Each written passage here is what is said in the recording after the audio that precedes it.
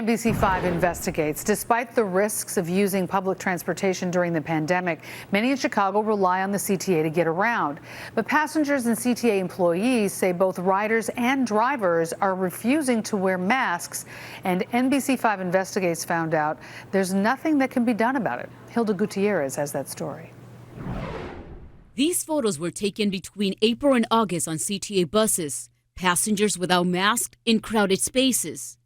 Here we see two men with CTA uniforms, but with no masks. This driver has a mask, but it's on his chin.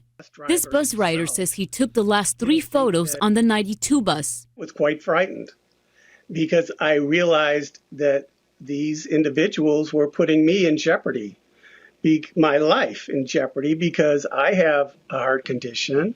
I am diabetic, and I'm 66 years old. But this CTA bus driver says some users also refuse to wear a mask. They come on, they don't want to wear a mask, and they're coughing and sneezing and all this. I've kicked them off, for sure. His daughter is immunocompromised, so his wife urged him to speak to his manager. His response was, well, I'll tell you what you're not going to do.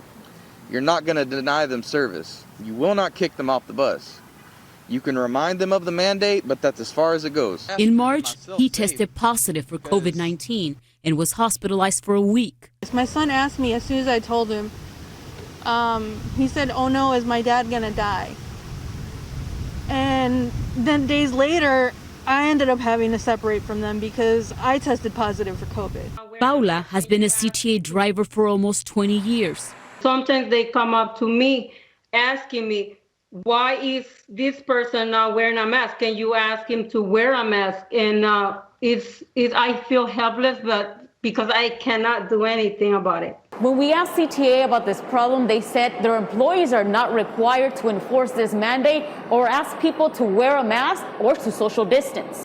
Unfortunately, we've seen far too many examples from our transit peers across the country in which transit employees have been assaulted and attacked after asking customers to put on a mask.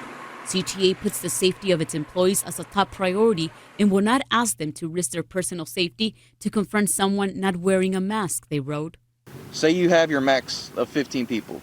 You're supposed to just keep on rolling until someone wants to get off at a bus stop. Then you got to let them off, and then 5 people get on. And they don't care if you tell them I'm full, nothing. They want that bus, and they're going to get on that bus. Through their union, CTA employees are urging city leaders to enforce the state mandate. So we asked Lori Lightfoot about their plans.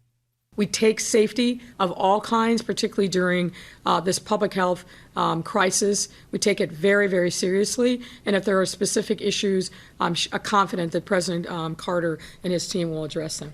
We have a bulletin board where you see the pictures of people who have died. And that's sad and concerning because we're wondering who is next. Thanks to Hilda Gutierrez for that story. CTA tells us that at least 540 employees have tested positive and 7 had died from COVID. They also recently conducted an audit on mask compliance among customers. They found that of the more than 4,000 customers, 85% entered the station wearing or were in possession of a mask. Marion,